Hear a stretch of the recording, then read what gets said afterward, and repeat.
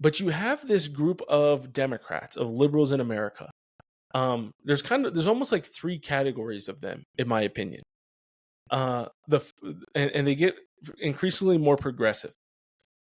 The far right side of it is somebody like a Joe Rogan or a Elon Musk or a Dave Rubin. This is somebody who is legitimately liberal, but has kind of had the left and the Democratic Party leave them behind because they've gone so progressive and so woke that they've actually left some of these people behind. And so it's when they started abandoning the love for the First Amendment, when they started actually defending big business instead of protecting people, when they started defending and being the party of big pharma instead of being the party of the people. It's funny how that's totally switched, right? The working class party used to be the Democrats. Now it's the Republicans. Why? Because Democrats have shown that they are the party of, Obama's one that helped bail out the big banks. They had this huge transfer of wealth with big pharma and forcing the vaccines on everyone. They've been the party of increasing wars and going to war, and there's more wars started under them. They've been the drone attacks, putting kids in cages. They do a lot of the things that they claim that they don't do. But they've kind of switched their priorities and their importance. They used to, obviously, the Republicans are always supposed to be the ones of limited government. Neither party is really of limited government, but holy cow, the Democrats, man, is just like free everything for everyone and really not taking care of the people the way that they used to, right? That's what they used to kind of be the vision, right? Where they were the party of the working class, but now they're making things more expensive for the working class and they're making life harder on the working class and the middle class. And so that's been this huge shift that we've seen in politics in America. And so a lot of people have felt like the Democrat Party has left them. They've abandoned these kind of first principles of religious freedom and freedom of speech and making life better for the everyday American, right? They've kind of abandoned that. They've made their priorities instead getting trans, the classic commercial that you saw of Trump's, where Kamala was bragging about paying for prisoners or for illegal immigrants to have sex changes. You have a lot of people who aren't on board with that and don't think that should be the top priority in America or in the world right now when we have all these wars and things that are happening. So that's a big part of it for sure. That can't be underestimated.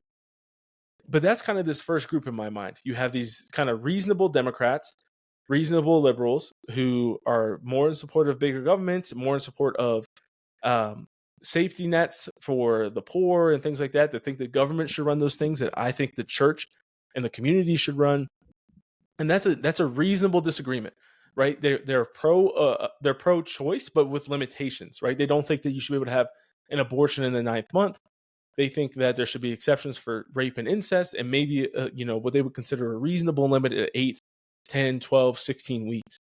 Now, obviously, we're against abortion in all cases, but there are at least some types of reason to their approach, right? Even though I don't think it's fully in line with reason, but you can kind of see it, you can appreciate it a little bit more. Then you have this kind of next category, which I think is more diehard Democrats. So a lot of those in the first category, going back to that, sorry, I didn't finish my thought there. They left and voted for Trump this election, right? So those are like your independents, your more liberal-leaning independents, and your more, Constitution, classical liberal Democrats. They left and they voted for Trump, a lot of them, or they voted third party. Then you have this second category of Democrats, which I think is what the Young Turks would fall into. Anna Kasparian and Cenk Uygur. Bill Maher, I think, falls into this category. If you're familiar with the comedian on HBO. I'm trying to think of who else. He claims he's independent, but he's not. He's obviously been a Democrat. He worked for CNN for so long. But Chris Cuomo, I think, is kind of in between these two categories. Probably a little bit more on this second category. But you see a lot of people like this. And even the guy that I if you listen to my episode where I talked about the guy from Seattle, I think he kind of falls into this category where they're willing to admit Kamala is not a rock star. She's not that intelligent. She has no track record of crushing anything. She's not done a good job as a vice president. The border is a serious problem. They push back and ask questions about, well, you're saying all these things you're going to do when you're in office, but you're in office right now. Why don't you do these things? Her and Joe Biden were going to do all these things. Are we going to see any of that happen in the next 2 months? No, of course not. They're not going to do anything or affect anything. She's going to go back to chilling for the next 60 days. And so you have this reality, right, of these people who are willing to at least say, man, she sucks, but I really hate Donald Trump.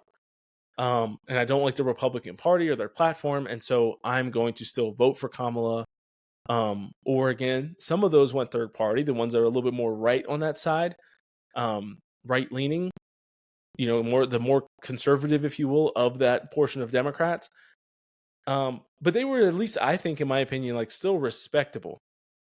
And still people that you could at least say, okay, you at least recognize, right? You're not totally blind to this. Sure, you're not somebody like in that first category that's going to go Trump or go conservative, but you at least are willing to recognize like Kamala sucks. She's not a good candidate. We totally went around the democratic process for this. This is not how things are supposed to be done. They at least raised their voices and complained about that. They said, okay, she lied to us about Joe Biden's mental capacity for years now. She's been saying that he's totally fine. She says that she wouldn't change anything that he's done over the last 3.5 years. They realized there was problems with that, and they were willing to acknowledge that, right? And so it was an interesting kind of second category where they realized there's a lot of problems. And the way you can identify somebody like that after the fact is what's going to distinguish them from the third category. The second group is willing to acknowledge in the post fact that like this strategy just didn't work. This going full-blown progressive, just calling the other side Nazis and racists and sexists and transphobes, it doesn't work. Running an entire campaign just on abortion, which is now a state's issue and not going to be a federal issue, doesn't work. This approach of saying, oh, Donald Trump is Project 2025, even though Donald Trump has disavowed and said he has nothing to do with Project 2025. This strategy of saying that Donald Trump's going to sign a federal abortion ban and just scaring people into loving abortion, even though Donald Trump has said many times that he's not going to sign a federal abortion ban. This does not work. They are starting to realize, the second group realizes that they need to be able to reach that first group and even some of the left-leaning Republicans if they're going to win future elections. They're the reasonable people that are at least saying our strategy doesn't work. Then you have this third group of delusional crazy people. And these people believe that Kamala was a rock star. They believe she ran the best possible campaign you can possibly imagine ever running. They believe that maybe it was stolen and there was some cheating involved in this election. They believe that we lost because America hates women and because America is transphobic and sexist. And this is where you have your Obamas who are saying to black men, maybe you don't want to vote for Kamala because you're sexist. And you have just raging, crying liberals on Twitter, on X. These are your friends and family members who say, I can't believe this. Like, I have no hope in America. America is racist and gone. And people are so much worse. And you should divorce your husband and all these things. These are the craziest among us.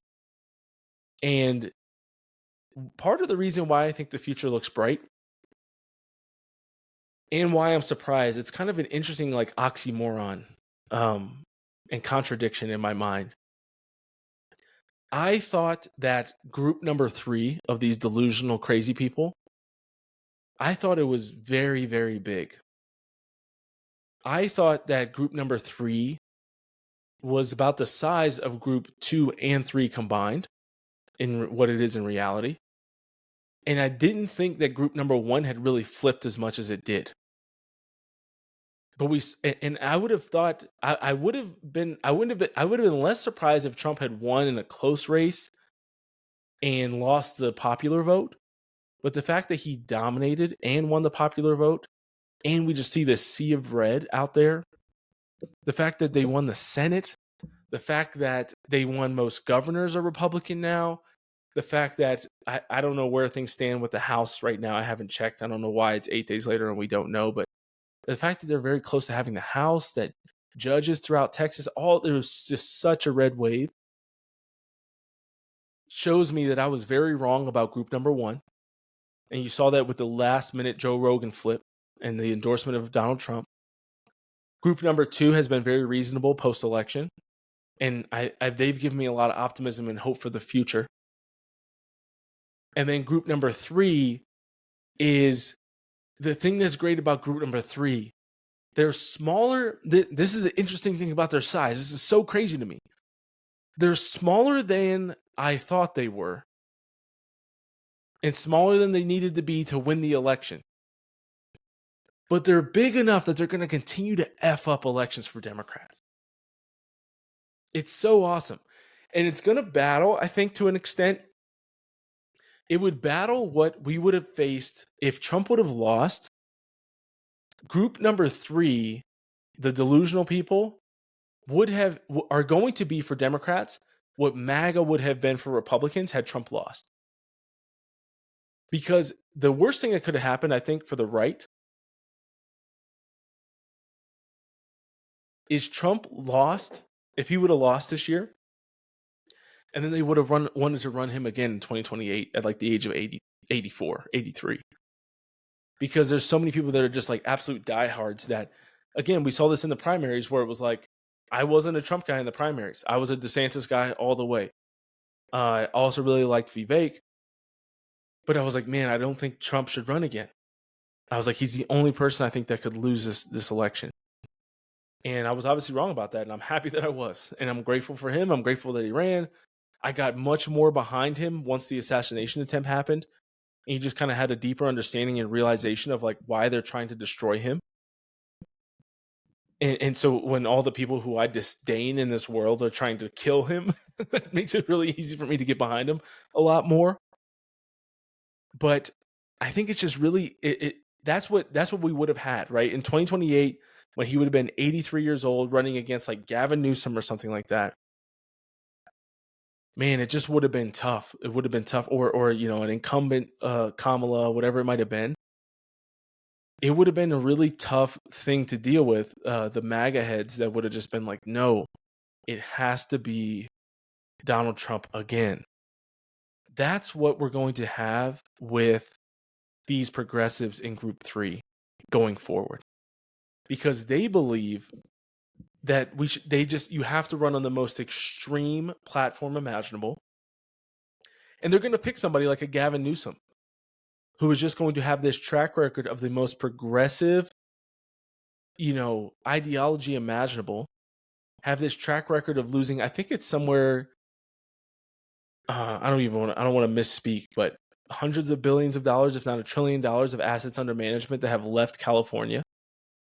$1 trillion is not hard to believe because like Tesla left California, right? Like, I mean, think of some of these, like Elon Musk moved his companies out of California, X out of California. So I think it's $1 trillion that both New York and California have lost in the last 4 years as a state with the businesses that have fled. So they're going to have this, right? They're going to be paying for sex changes for illegal immigrants. They're going to be paying for sex changes for prisoners. They're going to be giving free housing, free healthcare, free everything to illegal immigrants. Crime in their states have just gone off the walls, right? I mean, think of like California where everything is locked up. You go to buy a razor or a toothbrush and it's locked behind a cage. And you have to ask the employee to come help you get it out, right? So they're going to run people like that. And there's not really a rock star on the left that is kind of a left rock star that's not insane. All they have is progressives that are popular, right? They don't really have a moderate person that you can run. Where you have we have a Governor DeSantis who's done an amazing job in the state of Florida. I think of Senator Josh Hawley. I think of J.D. Vance. All these people who are going to be known, they're going to be respected. They're going to do a great job over these next 4 years. And I think that the future looks very, very bright because of that.